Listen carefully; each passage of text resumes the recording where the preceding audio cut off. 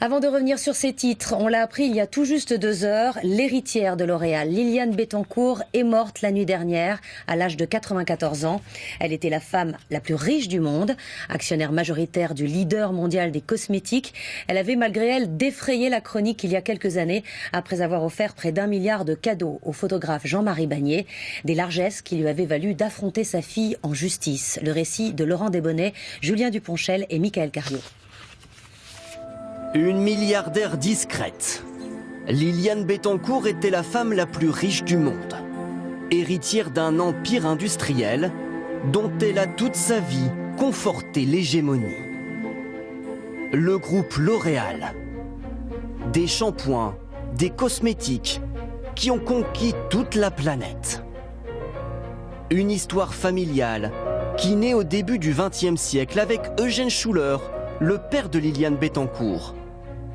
À 15 ans, la jeune fille travaillera brièvement dans une de ses usines pour coller des étiquettes sur des shampoings. À la mort de son père en 1957, Liliane Bettencourt devient vite la première actionnaire de L'Oréal, avec un objectif, développer la multinationale.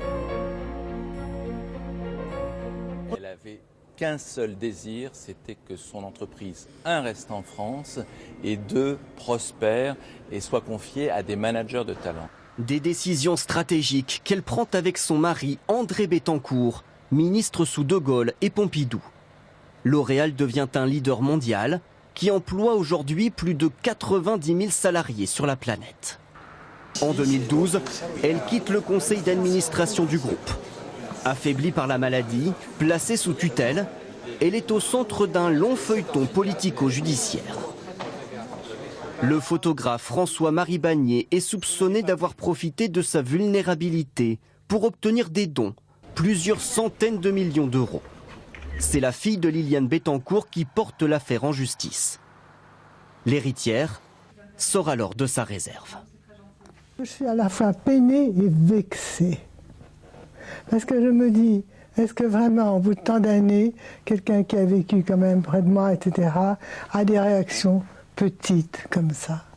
Ce soir, le PDG du groupe L'Oréal exprime son immense tristesse pour cette femme qui était très attachée, dit-il, à la réussite et au développement de l'entreprise.